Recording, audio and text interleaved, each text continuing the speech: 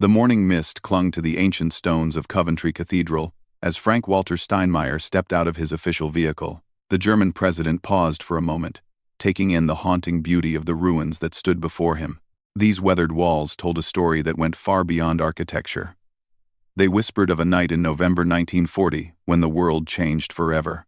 Steinmeier had traveled from Berlin with a heavy heart and a profound sense of purpose. This was not merely another diplomatic visit. Today marked a turning point in European history, a moment when old wounds would finally begin to heal through the power of acknowledgement and shared remembrance. The cathedral ruins stood as a testament to both destruction and hope. During the devastating Coventry Blitz, German bombers had reduced this magnificent Gothic structure to rubble in a single night. Over 500 people lost their lives, and the heart of this English city was torn apart. Yet, from those ashes, something extraordinary had emerged, not revenge or bitterness, but a revolutionary concept of forgiveness and reconciliation. As Steinmeier walked through the entrance, he noticed the charred cross that had been fashioned from medieval roof beams found in the cathedral's ruins. Two simple words were inscribed nearby: "Father, forgive." These words, chosen by the cathedral's provost in 1940, had become a beacon of hope that transcended national boundaries and political differences. The German president's footsteps echoed through the space where generations had once worshipped. He thought about his own grandfather, who had served in the Wehrmacht during the war. The weight of history pressed upon his shoulders, but it was not a burden of guilt. Rather, it was the responsibility of memory and the obligation to ensure such darkness never returned. Meanwhile, preparations were underway for an arrival that would make this ceremony even more significant. The Duke of Kent, representing the British royal family, was traveling from London. This would not be the first time German and British officials had met on British soil, but the symbolism of this particular gathering was unprecedented.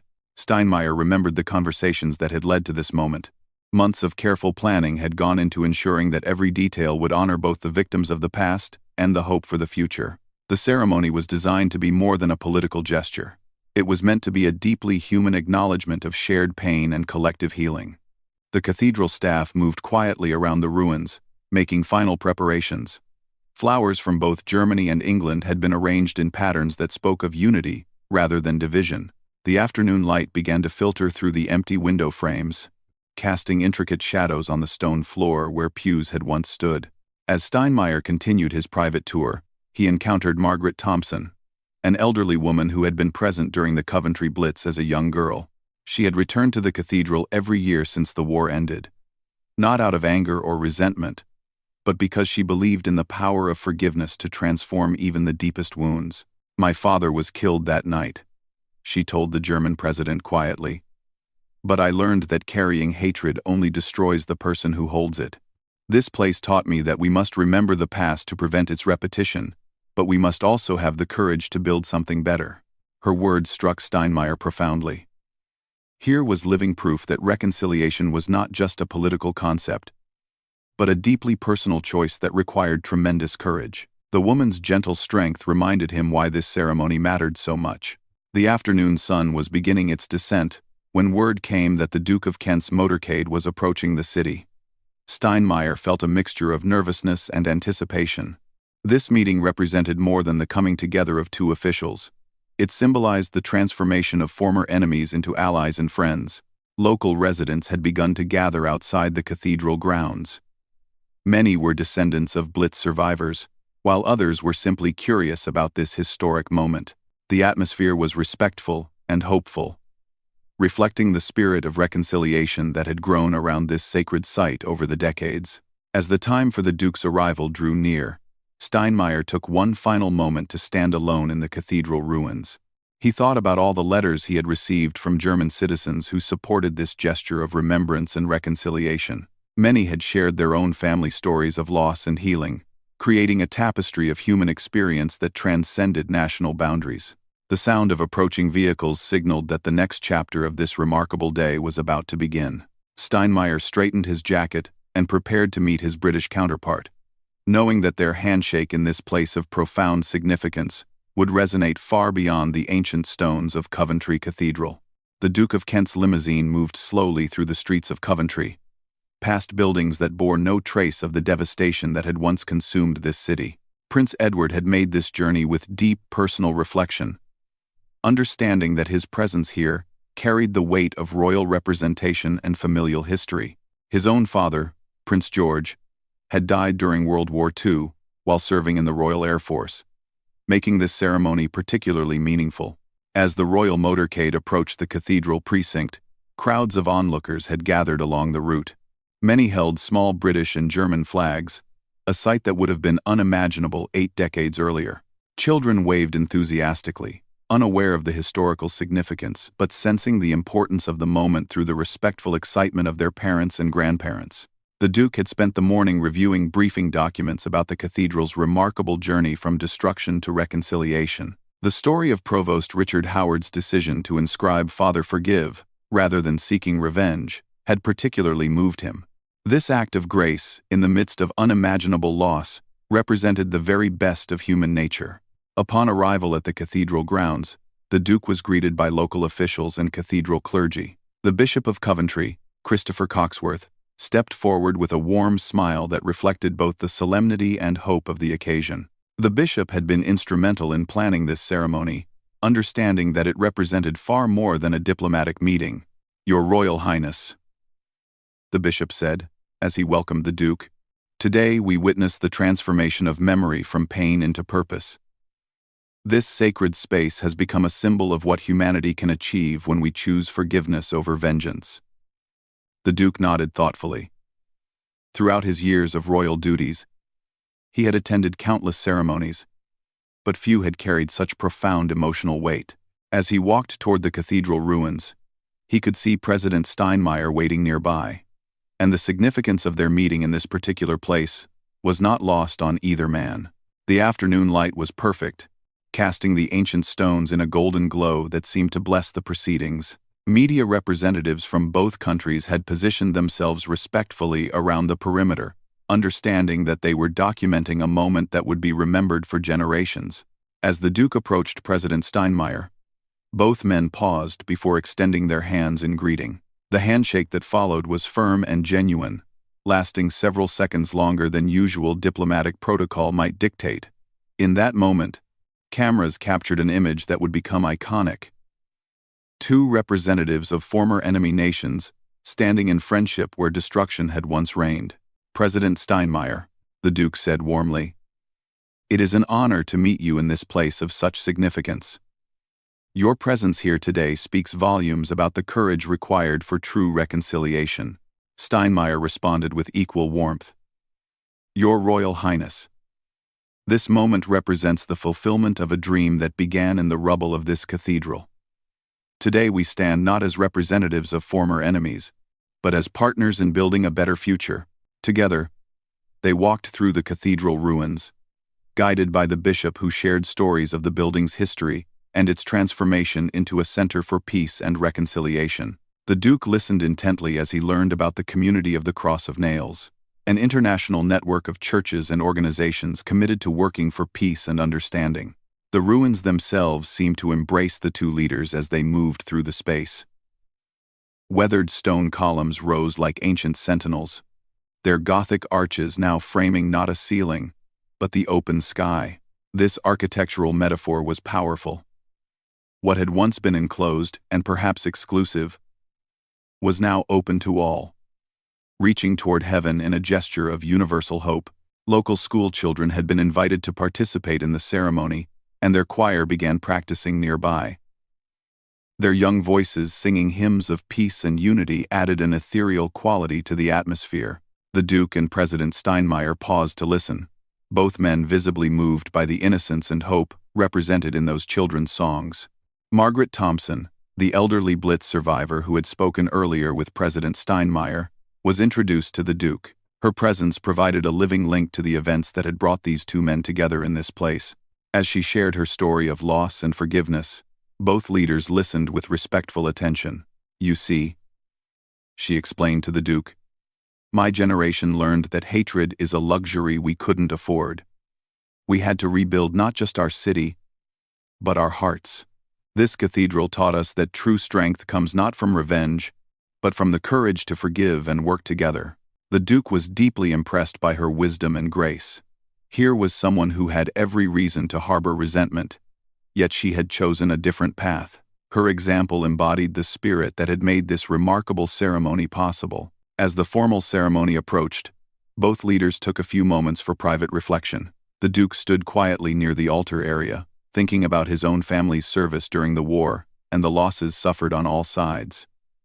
President Steinmeier, meanwhile, contemplated the courage it had taken for British leaders to extend the hand of friendship to Germany in the post-war years. The gathering crowd included veterans from both countries, their presence adding another layer of significance to the proceedings. These were men and women who had lived through the conflict and its aftermath, and their support for this ceremony of reconciliation represented a powerful endorsement of the healing process. The afternoon was drawing toward its climax, as final preparations were completed for the ceremony itself. The Duke and President Steinmeier had established an immediate rapport, their conversation flowing naturally as they discovered shared perspectives on leadership, responsibility, and the importance of learning from history while building toward a better future. The ceremony began as the cathedral bells rang out across Coventry, their bronze voices carrying across the city in a sound that had once been silenced by war but now proclaimed peace. The Duke of Kent and President Steinmeier stood together before the altar area of the ruined cathedral, surrounded by carefully arranged flowers that represented the flora of both nations. English roses intertwined with German cornflowers in a living symbol of unity. Bishop Coxworth stepped forward to begin the proceedings with words that had been carefully crafted to honor the past while pointing toward the future. His voice carried clearly through the ruins as he spoke of transformation, forgiveness, and the power of choosing hope over despair. "We gather today not to forget the darkness that once fell upon this place," the bishop began, "but to celebrate the light that emerged from that darkness. These ruins stand as testament to human resilience and the possibility of redemption even in the most broken circumstances." President Steinmeier was the first to speak, his voice steady but filled with emotion as he addressed the assembled crowd. He spoke in English, a gesture of respect that was deeply appreciated by the British audience. His words had been prepared with great care, but as he delivered them, they came from the heart. "Standing in this sacred space, I am overwhelmed by the courage of those who chose reconciliation over revenge," Steinmeier said.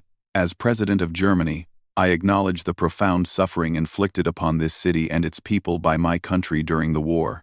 Yet I am equally moved by the extraordinary response of forgiveness that emerged from these ruins." The president paused, looking around at the faces in the crowd. Survivors, descendants, veterans, and young people who represented the future that all present hoped to build together. His next words would be remembered long after the ceremony ended.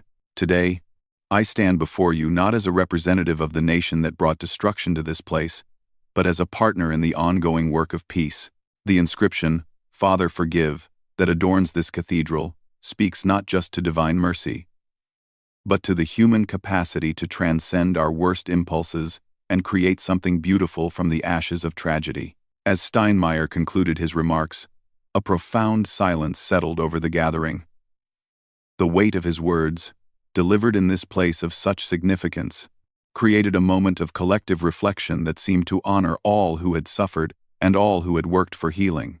The Duke of Kent then stepped forward to respond, his own words carrying the authority of the British royal family and the gratitude of a nation that had learned to value its former enemies as trusted allies. "President Steinmeier," the Duke began, "your presence here today represents one of the most powerful gestures of reconciliation in modern history. This cathedral, which was once a symbol of division and destruction, has become, through your courage and that of countless others, a beacon of hope for all who believe in the possibility of peace." The Duke's voice grew stronger as he continued, reflecting the deep conviction behind his words. "The royal family and the British people recognize that true strength lies not in the ability to defeat one's enemies, but in the wisdom to transform enemies into friends. Your journey to this place today completes a circle of healing that began when this city chose forgiveness over vengeance." As the Duke spoke, Margaret Thompson, the elderly Blitz survivor, dabbed at her eyes with a handkerchief. Around her, other survivors and their families listened with profound attention to words that validated their choice to embrace reconciliation rather than perpetual resentment. The formal speeches concluded with both leaders placing wreaths at the base of the charred cross that had become the cathedral's most powerful symbol. The German wreath bore the inscription, "In Memory and Reconciliation," while the British wreath was marked, "Forgiveness and Friendship." As they laid these tributes together, photographers captured images that would grace history books for decades to come. The children's choir then performed a specially commissioned piece that wove together musical themes from both German and British traditions. Their young voices soaring through the ruins created an almost otherworldly atmosphere that moved many in the attendance to tears. The song spoke of bridges built across troubled waters and the courage required to extend hands of friendship across old divides. Following the musical performance, representatives from various peace organizations and reconciliation movements spoke briefly about the ongoing work inspired by Coventry Cathedral's example. The community of the Cross of Nails had grown into an international network spanning continents, all united by the belief that forgiveness and active reconciliation could transform even the deepest conflicts. One particularly moving moment came when a young German student and a young British student read together from letters written by survivors of the Blitz and by Germans who had lost family members during Allied bombing raids. These personal testimonies, shared across the decades, revealed the universal nature of suffering and the equally universal capacity for healing. The ceremony reached its emotional climax when both leaders participated in the lighting of a special reconciliation flame. The fire had been kindled from embers taken from both the rebuilt Coventry Cathedral and from the Kaiser Wilhelm Memorial Church in Berlin, another religious site that had been damaged during the war but preserved as a monument to peace. As the flame flickered to life between them, President Steinmeier and the Duke of Kent spoke in unison words that had been agreed upon weeks earlier. "From the ashes of the past, we kindle the light of our shared future. May this flame remind all who see it that the human spirit can overcome any darkness when we choose to walk together toward the light." The symbolism was profound and deeply moving. Here, in a place where fire had once brought destruction, these two leaders had ignited a flame of hope that would burn as a testament to the power of reconciliation. The ceremony was drawing toward its conclusion, but its impact would resonate far beyond the ancient stones of Coventry Cathedral. Following the formal ceremony, an intimate gathering took place in the adjacent St. Michael's Cathedral. The modern structure that had been built alongside the ruins as a symbol of renewal and continuity. President Steinmeier and the Duke of Kent were joined by a carefully selected group of individuals whose personal stories embodied the journey from conflict to reconciliation. Among the guests was Heinrich Müller, a former Luftwaffe pilot who had participated in bombing missions over Britain during the war.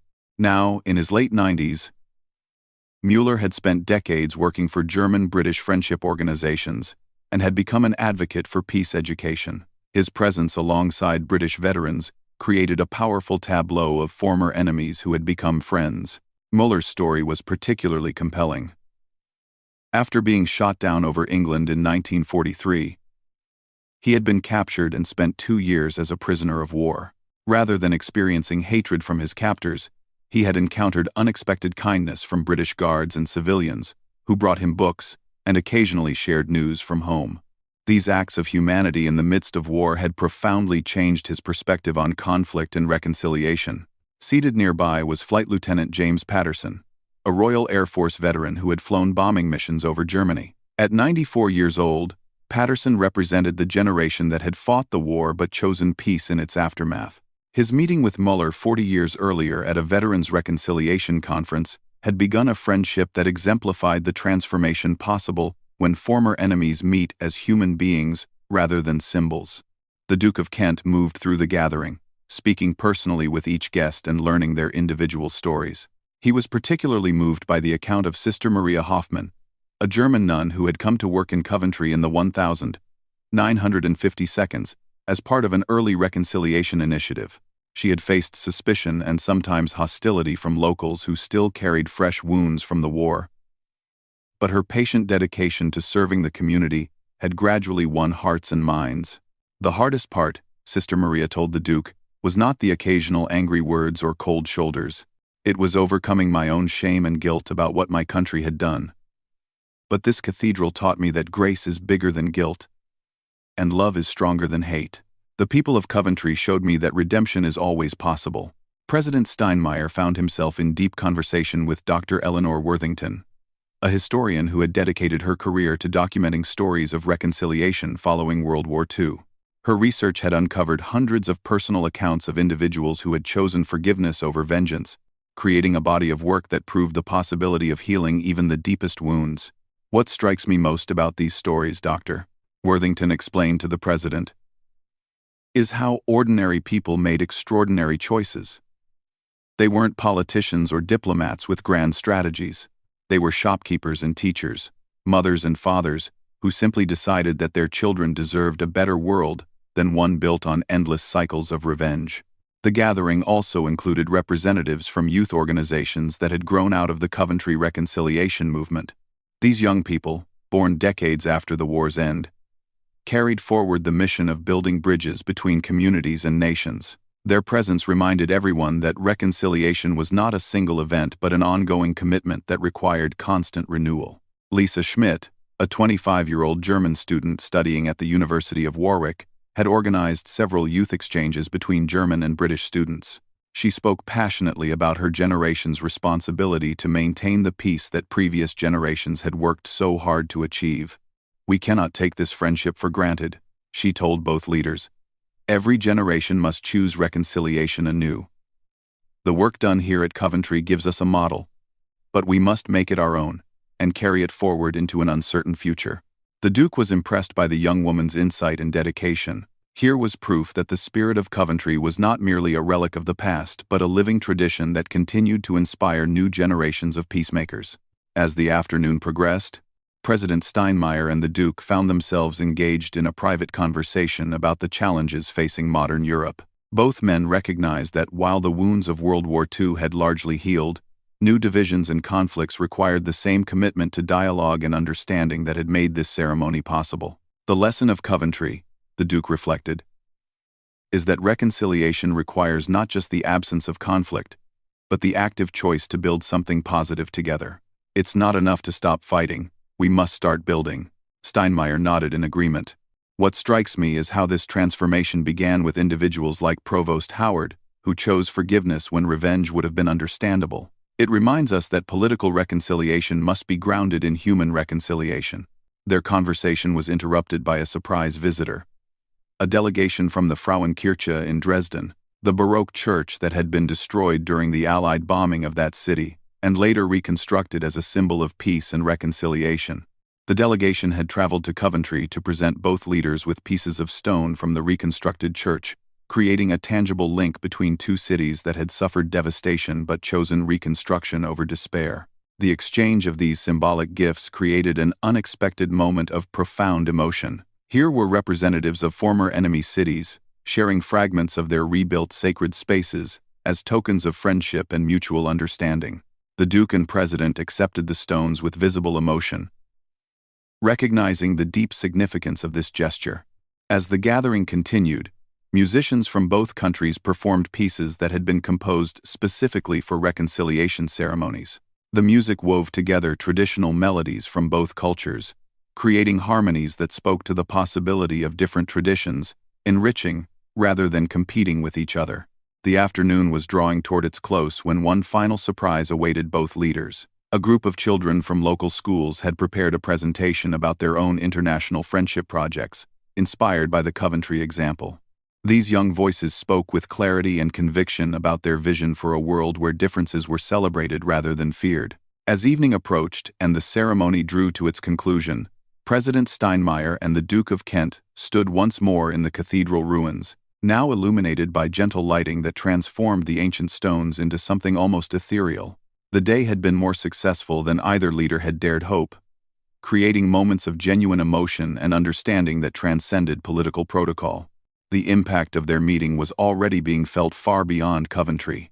News organizations across Europe and around the world had covered the ceremony extensively, with many commentators noting that this was precisely the kind of leadership needed in an era of rising global tensions. Social media platforms were filled with images of the two leaders shaking hands amid the ruins, accompanied by messages of hope from people who understood the significance of the moment. Bishop Coxworth joined them for a final blessing of the reconciliation flame that would continue burning as a permanent reminder of the day's significance. The bishop's words were simple but profound. May this light shine as a beacon for all who struggle with the choice between vengeance and forgiveness, reminding them that even the darkest night can give way to dawn. President Steinmeier reflected on the personal impact the day had made upon him. As a politician and statesman, he had participated in many formal ceremonies, but few had touched him as deeply as this gathering in the ruins of Coventry Cathedral. The experience had reinforced his belief that true leadership required not just political skill, but moral courage and the willingness to acknowledge difficult truths about the past.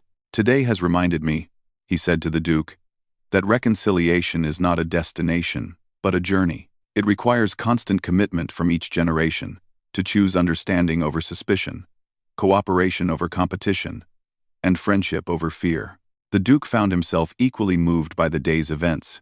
His role as a member of the royal family had given him numerous opportunities to participate in ceremonies of state. But this gathering felt fundamentally different.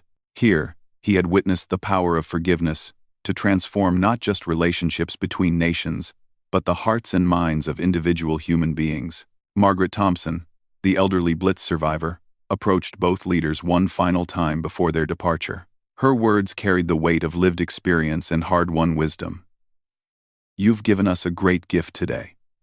Not just the ceremony itself, but the hope that leaders can still choose to do what's right rather than what's expedient.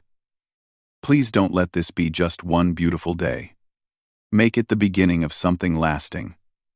Her challenge resonated with both men, who understood that the true test of this ceremony would be whether it inspired ongoing action rather than remaining merely a symbolic gesture.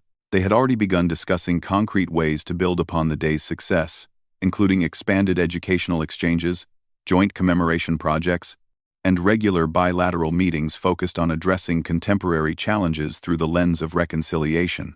As the formal events concluded, both leaders participated in a private signing ceremony for a new agreement between their nations to expand cooperation on peace, education, and conflict resolution. The document would establish a joint commission to promote the Coventry model of reconciliation in other regions of the world, where historical grievances continued to fuel division and conflict. The agreement represented something unprecedented, not just cooperation between former enemies, but a commitment to share the lessons learned from their own journey toward friendship with others who remained trapped in cycles of hatred and revenge. The Coventry spirit would become an export, a gift to the world from two nations that had discovered the transformative power of choosing forgiveness over vengeance. Local residents who had gathered throughout the day began to disperse as evening fell. But many lingered in the cathedral grounds, reluctant to leave a place where they had witnessed history being made. Children who had participated in the ceremony would remember this day for the rest of their lives, carrying forward the message that even the deepest wounds could heal when people chose to work together. The media response to the ceremony exceeded all expectations. Editorial writers across Europe praised both leaders for their courage in participating in such a meaningful gesture of reconciliation. More importantly, grassroots organizations dedicated to peace and understanding reported immediate increases in interest and volunteer applications from people inspired by the day's events. As President Steinmeier prepared to return to Germany, he carried with him not just official documents and ceremonial gifts, but a renewed sense of purpose about his role in international relations. The experience at Coventry had reinforced his conviction that diplomacy at its best required not just negotiation and compromise, but the courage to acknowledge painful truths and the vision to imagine better possibilities. The Duke of Kent's departure was equally meaningful, as he reflected on how the day had enriched his understanding of his own family's role in British history. The royal family's commitment to reconciliation and international friendship had been given new depth and meaning through this encounter with President Steinmeier and the extraordinary people they had met throughout the day. In the days and weeks that followed, the ceremony at Coventry Cathedral would be remembered as a watershed moment in European relations. But more than that, it would be celebrated as proof that human beings, no matter how divided by history or ideology, could choose to build bridges rather than walls, to extend hands of friendship rather than fists of anger. The ruins of Coventry Cathedral continued to stand as they had for decades, but now they carried new meaning.